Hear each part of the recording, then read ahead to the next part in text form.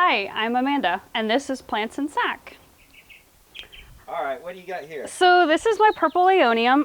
It's probably Schwarzkopf or Purple Prince, one of the many varieties. Before we moved into this house, we lived in an apartment and it had a tiny, tiny patio. And I had one big pot and I actually couldn't afford plants.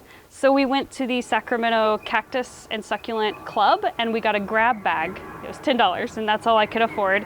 And this Aeonium clipping came from that. This one was another grab bag from that $10 grab bag from the Succulent and Cactus Club. And then actually it formed this gorgeous ball of this nice foliage, but we accidentally set a ladder here doing some work. And so this part is regrowing and I give away cuttings of this. Those are the only Aeoniums I have, but I have lots of other succulents. So Aeoniums are good for gardeners on a budget. They're good for gardeners on a budget and for gardeners in Mediterranean climates, which we are in.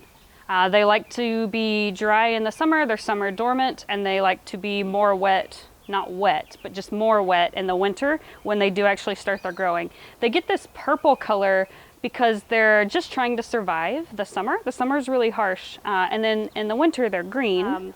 I didn't quite know what I wanted to do with this bed. And so one thing I did this year is I figured that cheap annuals have been the same for decades for a reason. So I figured I would just try some cheap annuals, and I've never done that before. But it's a way to fill this bed in before I know what I really want out of it. And last year I had tomatoes and peppers, but I just like to try new things. They didn't actually do very well because, well, we haven't talked about it yet, but we put a lot of effort into building our soil. This is a new build house. We've been here for 4 years and the soil was not alive. It was not soil. It was degraded rock clay. And so we dug down 18 inches ourselves. We dug down 18 inches. 18 inches? Mm-hmm. Okay, that's serious. Yeah, we dug down. We hauled out all the clay. We put half of it back. French drains first, half of the clay back, and we mixed it with good amendments. So we're still building our soil, which is super important to me. Clay is great for some things. It has a lot of nutrients in it, it holds a lot of water, but roots cannot penetrate it, especially thick, thick clay. And your roots need air and they also need to drain. And so if your clay isn't draining, that would be one of the quickest ways to kill your plants as well. So what did you replace your clay with? So half of our clay we took out and we disposed of it. And then the other half we put in like forest humus and compost, and then we top dressed it with more compost. Unfortunately, that still wasn't enough. We have a huge nitrogen deficiency in our yard. But that takes time. You know, things take time to break down and become usable nitrogen. And so we're still building our soil. It feels like we colonized Mars. How long have you been here? 4 years. We've been here in this house 4 years. Okay. When did you put this tree in? So this is a redbud. This is actually a smud tree, a free smud tree. And it was a tiny stick. I mean, it was literally shorter than me. It was a tiny stick about this tall. I was actually just looking at pictures of it the other day. And I've actually pruned it quite a lot. I really like to play with the structure of trees and make sure that I start my tree structure off right so that it's safe and healthy. It's an investment, and so you want to start your investment off right. And so I've probably taken a third out every year, maybe more. And it's just grown so well. Another thing that I really love about this tree is that every year it gets these red humped caterpillars. And I know that a lot of people freak out when they see caterpillars on their tree, but I actually love them. It's loaded. I love to watch them. They like to do this thing where they stay together as like a little cute little family. And so you kind of always know where they are, and you can always flip over the leaf and say, oh, you guys are double the size you were a couple days ago. So this guy's Fatsia japonica. I really love it because it doesn't provide sound camouflage, but it does deaden sounds with these big, huge, fat green leaves. It kind of forms like a trunk, and it spreads out at the top, and so you can kind of play with it. So it mostly grows upright, but I've pulled it down so that it will fill in, and it's just a lush, beautiful green lush thing. I like the purple coral bell you have down here. Yeah, so this one's called Georgia Peach, and I'm from Georgia, and so it's a little sentimental. But when I didn't quite know what I wanted in the yard, these were on sale, super clearance. And so I got 6 of them and I spread them around the yard. And I also really love the way that these flowers bounce, especially in the breeze. They bounce a little bit, and I love movement in the yard. They also attract these tiny little native bees. I forget what they're called, but they're just fun little bouncy little buzz bees, and I love them. So one thing that I really, really love about this yard is the biodiversity. So we are in a very tiny, small, mostly urban yard, and it's new, but the amount of biodiversity that has been brought into the yard since we moved here is huge. So when we moved here, there was literally not even earthworms. There weren't any roly-polies. There were no grasshoppers. There was nothing. And now we have earwigs and, you know, all the things that I just mentioned, and spiders. And one time I saw a lizard, which is huge. That's a big deal. We get a lot of birds as well. And I do love that the birds come and feed on the things that I've brought in. Like the caterpillars. Yeah, I kind of have a love-hate relationship with this bush. I got it for free. This is Buddleia Black Knight or Dark Knight. And I feel like the flowers have actually changed colors. They're lighter than they were a few weeks ago. They were dark, dark, dark purple. But I kind of don't like this in this spot because it is so large and it moves so much. We walk this path a lot, and I kind of want something a little more strong and stable. Does a butterfly bush have a place in a small yard? Yeah, that's a great question. I don't think so. Another thing I'm going to try, because I do like to try things, I like to experiment, I'm going to try and train this up into a small tree. So I'm going to see how strong its wood is. I'm going to let that wood get thicker and thicker and see if I can get this higher, and I'll just try it. I love Stackis. In fact, it draws a lot of these. This is a honeybee here, but it draws lots of other bees too. And I love that it sends up these flower spikes in the early summer because I like the way things change. So in the winter and the summer and fall, it's this carpet of lovely soft lamb's ear. And then it sends up these spikes of pink little flowers. How many years old is this? Okay, you're not gonna believe this, but this will be its 3rd summer, and I started with a 6-pack. So this spot right here was 2 in a 6-pack.